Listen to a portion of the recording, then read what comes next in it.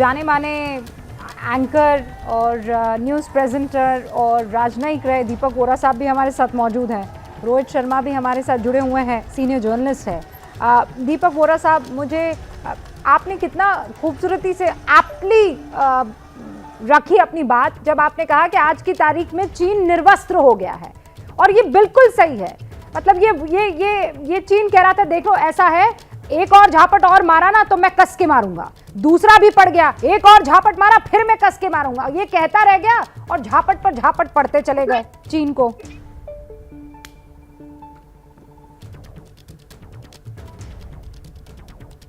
बिल्कुल सही फरमाया आपने। कर्नल दानवी ने अभी जो बताया, श्रीवास्तव साहब ने जो कहा है 100% एक्यूरेट है। मैम, इसमें वन चाइना पॉलिसी की जो बात है रही ना, मैं भी वन चाइना पॉलिसी का समर्थन करता हूं, लेकिन डेमोक्रेटिक चाइना।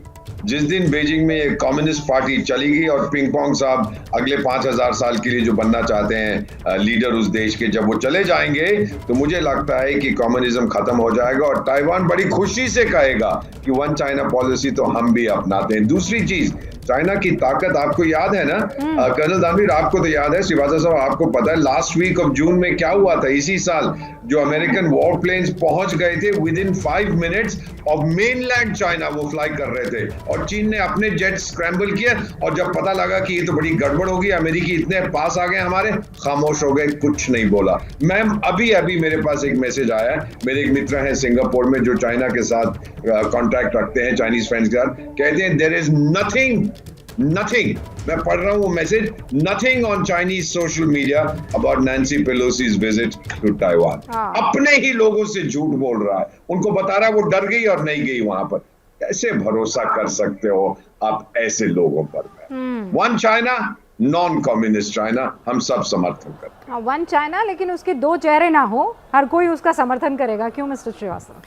जी देखिए, चाइना को लेकर के आज ऐसा लगता है कि अंतर्राष्ट्रीय समुदाय में एक गहरी समझ पैदा हो गई है। भारत के अंदर भी आप देखिए तो भारत लगातार चाइना के विरुद्ध अपनी पोजीशन ऑफ स्ट्रेंथ को, अपने डिफेंस पोस्चर को मजबूत कर रहा है। अच्छा, I am really sorry sir, मैं आपको बीच में इसलिए रोक रही हूँ कि अचानक मेरी विजुअल्स पर नजर पड़ी है, काफिला उनका नीचे की तरफ गया है, आपने देखा बेसमेंट की तरफ गया है, वो ऊपर की तरफ नहीं उतरा। मतलब सिक्योरिटी का पूरा ख्याल रखा जा रहा है, ऐसा नहीं है वो आई धरती पर उन्होंने चैलेंज कर दिया, लेकिन सिक्योरिटी का पूरा ख्याल रखा जा रहा है। जी बिल्कुल सिक्योरिटी का बहुत ख्याल रखा जा रहा है, क्योंकि उनका चेहरा नहीं दिखा है।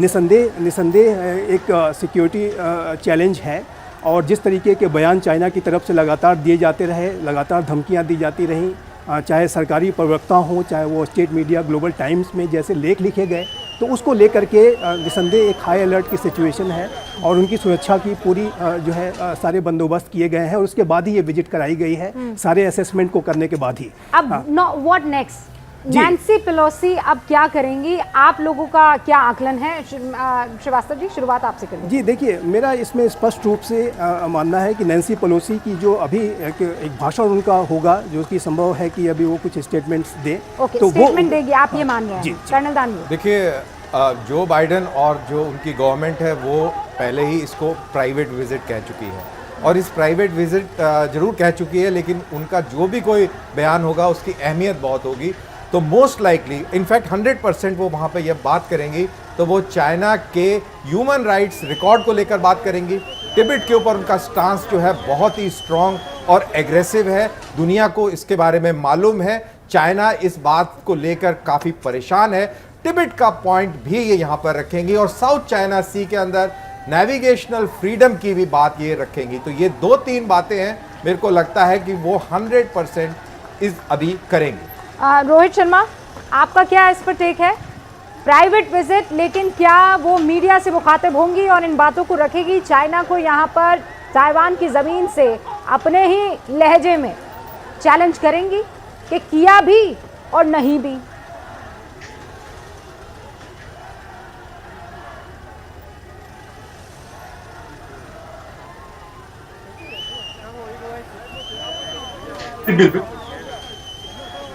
देखिए, मुझे लगता है वो कर चुकी हैं। जब उन्होंने ये बात कही कि हम एक फ्री इंडो पैसिफिक चाहते हैं, जो स्टेटमेंट जो जारी किया गया, उसके बाद उन्होंने कहा कि world faces a choice between democracy and autocracy. तो कहीं ना कहीं ये जो बात हम कह रहे हैं, ऑब्वियसली चाइना को बहुत बड़ा इंडिकेशन है, पिक्चर इज वर्थ 1000 वर्ड्स। तो ये जो हम इमेजेस देख रहे हैं आपके चैनल पे, इट्स ये ही चीज को चाइना रोकने की कोशिश कर रहा था। वो नहीं चाहता था कि दुनिया देखे इन तस्वीरों को, वो नहीं चाहता था कि नैन्सी पेलोसी वहां पे आए, और इसीलिए I think they bit more than they can chew. उन्हें बहुत सारी धमकियां दी, नोइंग फुली कि वो शायद कुछ कर नहीं पाएंगे सैन्य अभ्यासों के अलावा, जिसकी लिस्ट अभी थोड़ी देर पहले आपके चैनल पे आ भी रही थी।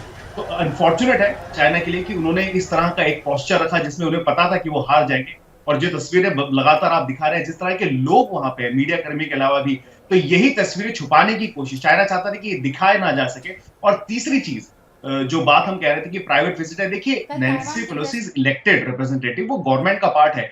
भले ही व्हाइट हाउस इसमें कुछ भी कहे, किसी भी तरह से डिप्लोमेटिकली इसे थोड़ा सा कमजोर करने की कोशिश करे, she is third in the line to the presidency, और कहीं से भी एक प्राइवेट विजिट नहीं है, ये एक गवर्नमेंट ऑफिशियल की विजिट है। और चाइना सचमुच उनके लिए बहुत बड़ा ये एक तरह से शर्मनाक है कि उन्होंने ऐसी ऐसी बातें कही जो फाइनली अब हम देख रहे हैं कि उनके पास करने के लिए कुछ है नहीं, सिर्फ मुंह की खाने के अलावा। अब कुछ भी नहीं किया जा सकता है। नैन्सी पेलोसी का आगे का प्लान क्या होता है? ये कहा जा रहा है कि वो यहाँ पर अपने पर्सनल कैपेसिटी में पहुंची है, ये उनका एक प्राइवेट जो है वो उनका ये दौरा है। लेकिन बावजूद उसके जितनी भी बातें उन्होंने चाहे स्टेटमेंट में दी हो या फिर वहाँ पहुँचकर अपनी बॉडी लैंग्वेज से दी हो, ये क्लियर है कि चाइना को कह दिया है वन पॉलिसी का समर्थन है, लेकिन अगर ताइवान अपने हक के लिए लड़ रहा है तो उसमें उसकी मदद से हम पीछे नहीं हटने वाले हैं। दीपक वोरा जी।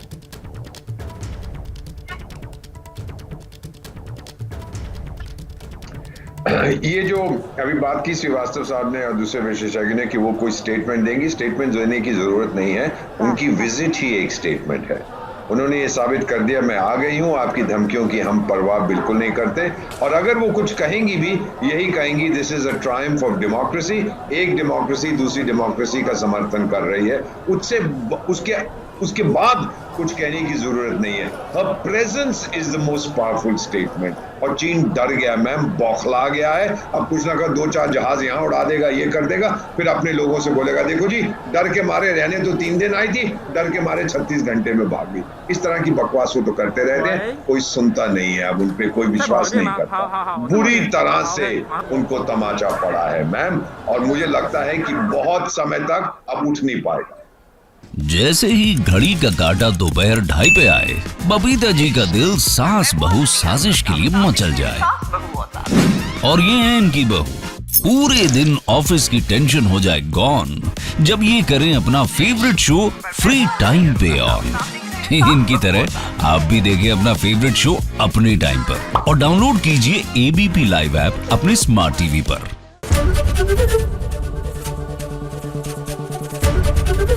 एबीपी न्यूज आपको रखे आगे।